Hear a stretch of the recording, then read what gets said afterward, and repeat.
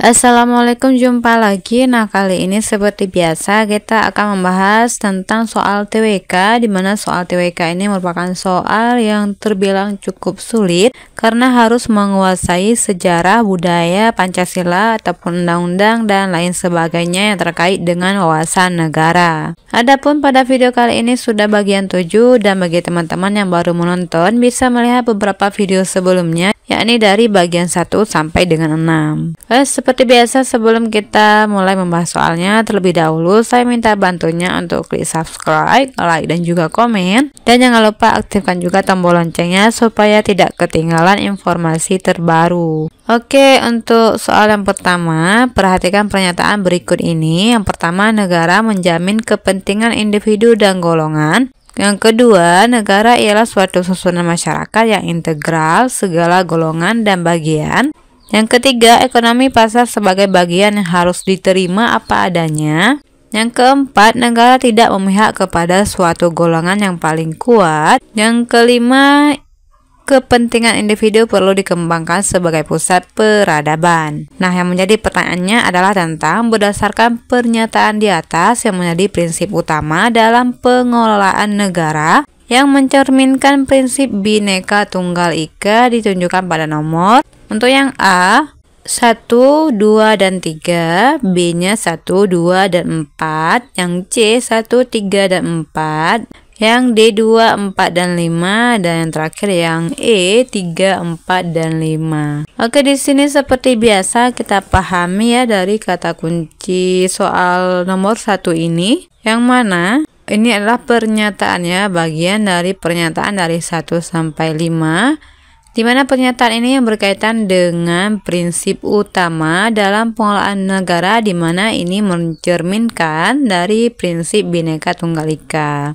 Nah, ini kata kuncinya, yakni prinsip Bhinneka Tunggal Ika ya. Oke, di sini sebagaimana kita ketahui bahwa Bhinneka Tunggal Ika adalah merupakan dasar bagi Pancasila dalam mendirikan negara Indonesia ini. Untuk yang A-nya 1, di mana negara menjamin kepentingan individu dan golongan. Nah, ini jelas ya, sebagai negara memang harus menjamin kepentingan individu dan juga golongan.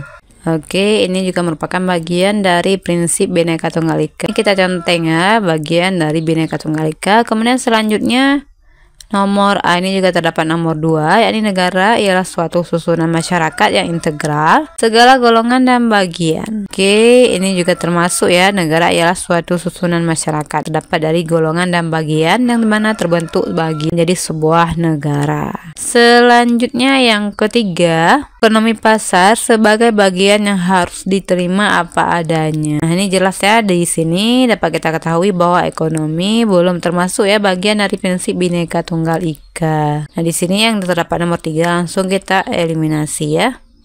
Artinya ekonomi bukan dari prinsip Bhinneka Tunggal Ika, di mana ekonomi ini ya untuk pengelolaan ataupun prinsip utama bagi negara diterima apa adanya. Berarti kita tidak berjuang untuk membuat ekonomi Indonesia ini lebih baik. Oke, yang empatnya, negara tidak memihak kepada suatu golongan yang paling kuat. Di sini ada bagian B dan D ya. Yang empatnya, negara tidak memihak. Ini jelas ya, sudah termasuk ya bagian dari Bhinneka Tunggal Ika, yakni tidak memihak kepada suatu golongan yang paling kuat. Oke, yang 4 oke. Kemudian kita baca yang kelima ya, yang terakhir, kepentingan individu perlu dikembangkan sebagai pusat peradaban. Kepentingan individu. Nah, ini antara 4 sama 5, tentu yang lebih tepatnya adalah yang keempat ini ya. Nah, di sini yang terdapat nomor 5 langsung saja kita eliminasi, dan jawaban yang benarnya adalah yang B.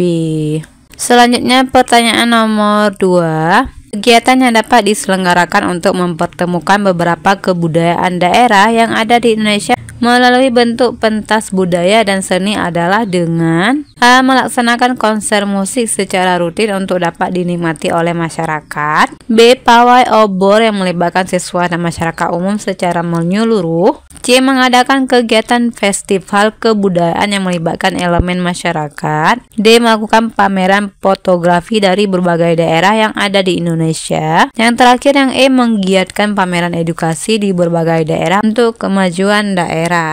Nah, di sini sebelum kita menjawab soal nomor 2, tentu kita harus paham dulu isi dari pertanyaan nomor 2 ini, di mana kegiatan yang diselenggarakan untuk mempertemukan beberapa kebudayaan daerah. Nah, ini kata kuncinya kebudayaan daerah yang ada di Indonesia ya, melalui pentas budaya seni. Jadi ini bagian kegiatan ya yang bisa mempertemukan budaya daerah dan seni ya. Yang A-nya melaksanakan konser musik. Konser musik ini belum berkaitan dengan budaya ya. Kita palang aja karena kurang tepat. Kemudian yang B, pawai obor, melibatkan siswa. Nah, ini juga sama ya, belum bisa mempertemukan melalui bentuk pentas budaya dan seni. Ini juga kita palang. Yang C, mengadakan kegiatan festival budaya. Nah, ini yang paling bagus ya antara A sama B. Kemudian kita cek juga dia lakukan pameran fotografi dari berbagai daerah fotografi. Biasa fotografi ini bentuknya sebagai wahana keindahan ya di tempat masing-masing yang terdapat di daerah ya. Dan ini juga belum bisa memberikan bentuk pentas budaya dan seni yang bisa dipahami oleh kita dalam menyelenggarakan kegiatan tersebut ya. Oke, ini kita palang. Kemudian yang E, menggiatkan pameran edukasi berbagai daerah untuk kemajuan daerah. Edukasi ini bagian penemuan ya. Selanjutnya ini kita palang juga, berarti jawaban yang benarnya adalah yang C ya, di mana kegiatan yang dapat diselenggarakan untuk mempertemukan beberapa kebudayaan daerah di Indonesia ini, yang mana kalau melalui bentuk pentas budaya dan seni, tentu yang lebih tepatnya adalah mengadakan kegiatan festival kebudayaan yang melibatkan elemen dan masyarakat. Nah, di sini tentu jawabannya adalah yang C. Selanjutnya pertanyaan nomor 3.